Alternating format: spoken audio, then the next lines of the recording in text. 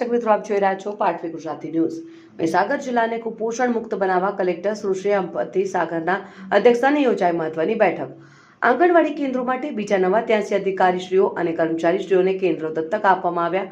કુપોષણ નાબૂદીનો દ્રઢ સંકલ્પ સાથે ફાળવેલ આંગણવાડી કેન્દ્રોની દર 15 દિવસે અચૂક મુલાકાત લઈ બાળકોનું વજન ઊંચાઈ ચકાસવા અધિકારીઓને સૂચનો કરવામાં આવ્યા।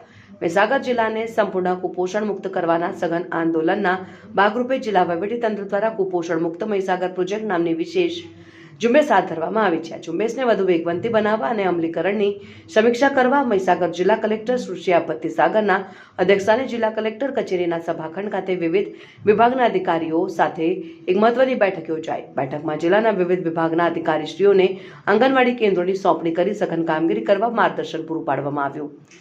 આ પ્રોજેક્ટનો મુખ્ય ઉદ્દેશ્ય જિલ્લાના અતિ ગંભીર કુપોષિત અને મધ્યમ કુપોષિત બાળકોને ગુણવત્તાયુક્ત પૌષ્ટિક આહાર અને આરોગ્યલક્ષી સેવાઓ સુનિશ્ચિત કરી તેમને રેડ ઝોનમાંથી બહાર કાઢી ક્રમશઃ યલો અને ગ્રીન ઝોનમાં લાવવાનો છે।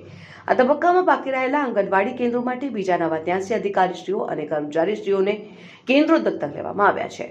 ફાળવવામાં આવેલ આ નવા કેન્દ્રોમાં હાલની સ્થિતિએ 42 અતિ ગંભીર કુપોષિત અને 322 મધ્યમ કુપોષિત બાળકોનો સમાવેશ થાય છે। કુપોષણ મુક્ત મહીસાગરનું આ જન આંદોલન સળંગ 3 માસ સુધી દૈનિક ધોરણે ચલાવવામાં આવશે। પાટવી ગુજરાતી ન્યૂઝ રાજુ સુભાઈ।